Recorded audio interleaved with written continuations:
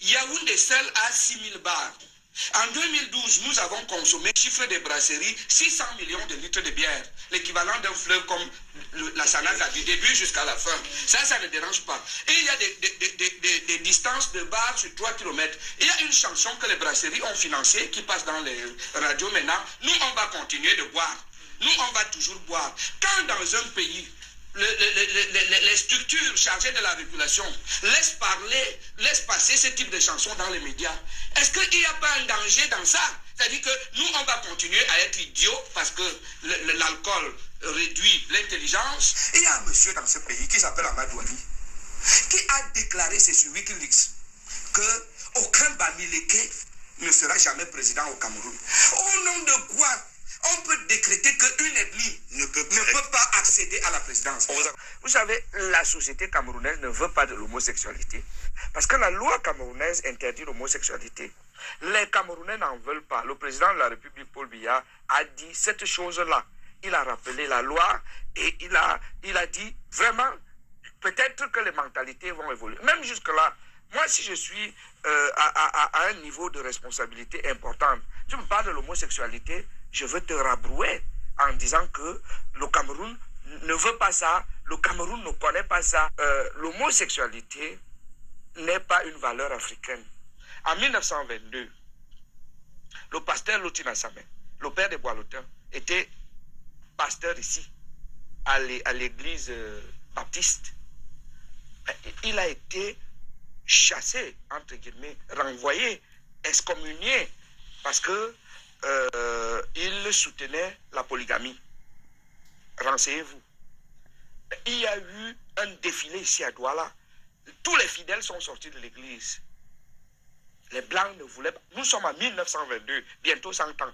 Les Blancs ne voulaient pas entendre parler de l'homosexualité, de la polygamie, qui est une valeur africaine.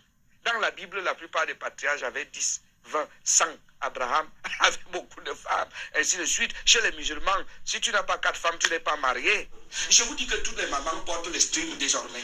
Regardez quand les mamans prennent les motos, vous voyez les strings. Regardez les mamans qui portent les tailles basses. Tu vois une grosse femme c'est-à-dire que quand elle est habillée, parce que tu crois que c'est une punition. On lui a dit de porter le pantalon, sinon on va... C'est quand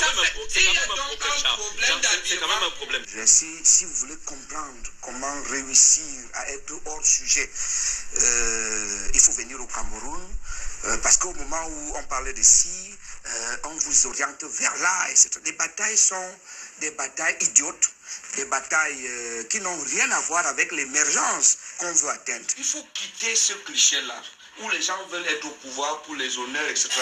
Jean-Jacques, j'ai vu le bureau de Arnold Schwarzenegger à Sacramento. Le bureau de Schwarzenegger, gouverneur de l'État de Californie, c'était en Bubinga. Rien à voir avec les bords de nos directeurs, où il y a l'éponge, il y a les machins, les chaises là. Chaque semaine, on change de chaises dans les ministères. Quand un nouveau ministre arrive, on change tout le mobilier, y compris les tapis, parce que l'autre a envoûté, etc. Voilà les choses qui bouffent l'argent du Cameroun et qui ne nous permettent pas de nous développer. Ce que je voudrais dire pour chuter, c'est que si nous voulons construire notre pays et développer notre pays, faisons des économies. Si vous regardez le type de voiture que les Camerounais ont, vous allez vous poser la question de savoir qu'est-ce qui se passe. Regardez les chaises, etc. Les gens pensent qu'en étant sur une chaise qui tourne comme ça, il devient intelligent. C'est faux. Je voudrais dire que construisons notre pays. Faisons tout pour que les gens ne soient pas présents là où ils doivent être absents et absents là où ils doivent être présents.